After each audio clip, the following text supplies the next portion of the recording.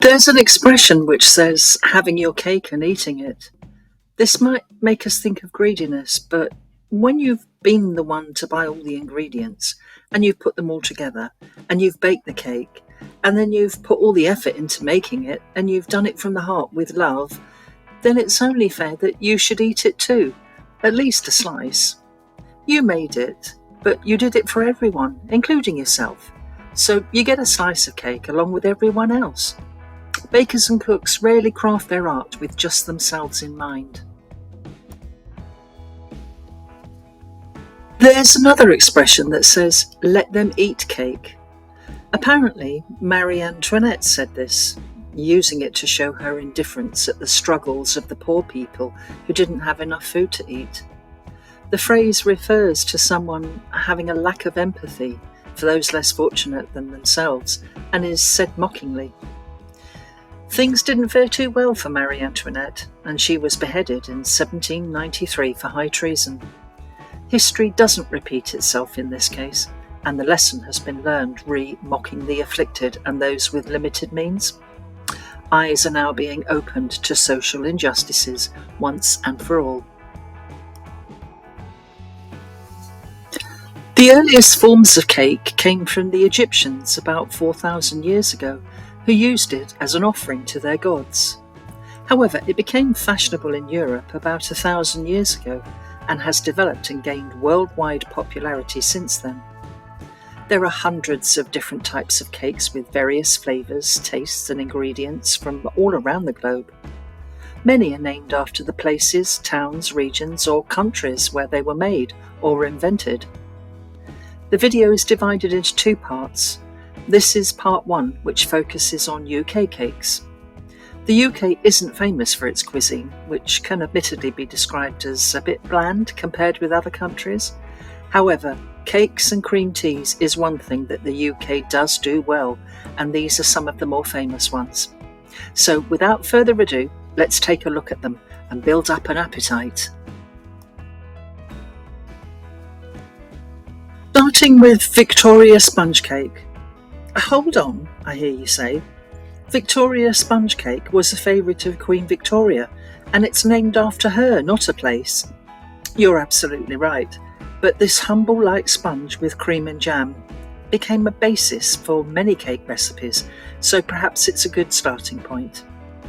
Some of the following may not even be classed as cakes, but they are sweet, they're delicious, they're famous, and they're named after a place, and they're worth a mention. Welsh cakes come from, yes, you guessed it, Wales. This traditional, delicious treat has been baked throughout generations and tastes similar to a scone or scone, whichever your preferred pronunciation is, but it's softer and doesn't necessarily have to have cream and jam on it to be enjoyed. Crossing over the border into the northwest of England and the county of Lancashire, and you'll come to Eccles on the outskirts of Manchester. Eccles cakes have a divine history, as they were first made on the corner of St Mary's Road and Vicarage Road a few hundred years ago. They're similar to Chorley cakes. Chorley is also on the outskirts of Manchester, and Manchester City itself is known for having Manchester tarts. 40 kilometres up the road in Liverpool, and you'll find Liverpool tarts, which have a wonderful lemon taste and are very different to the Manchester tarts. Sticking to tarts, and in Derbyshire, next to Lancashire in the Peak District, is Bakewell. Short crust pastry, sponge, jam, almond flavour, sticky white icing and a cherry on the top. What's not to like in a Bakewell tart? North of Liverpool in the Lake District is the town of Kendal, which is famous for Kendal mint cake. Crossing the Pennines into South Yorkshire and you'll find the town of Pontefract, famous for the Pontefract cake. Just perfect if you love the flavour of licorice or anise. Moving north of the border into Scotland, and who doesn't like the traditional Dundee fruitcake topped with almonds? Coming back into England, and just north of Oxford is the town of Banbury, whose cake is not dissimilar to Chorley cake. The town of Bath is not only famous for its spa, but also for its buns. The buns were a huge success, but very fattening, so Dr. Oliver invented a healthy biscuit, which became known as Bath Olivers. However, the buns can still be found in the town to this day. Another type of famous bun is the Chelsea bun, stemming from London. The buns were first made in the Chelsea Bun House, frequented by Jonathan Swift and Charles Dickens. These are very similar to what is known as cinnamon roll in the USA.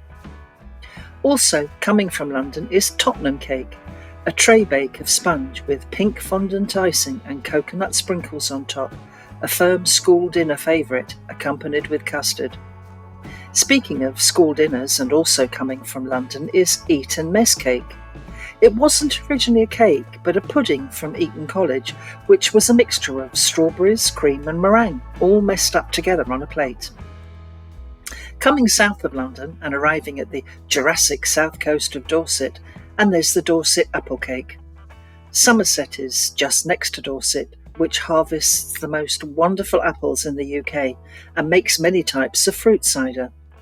Imagine sitting in a traditional country pub in the summer sunshine, munching an apple cake and sipping a cool fizzy cider. Yep, that's definitely a winning recipe.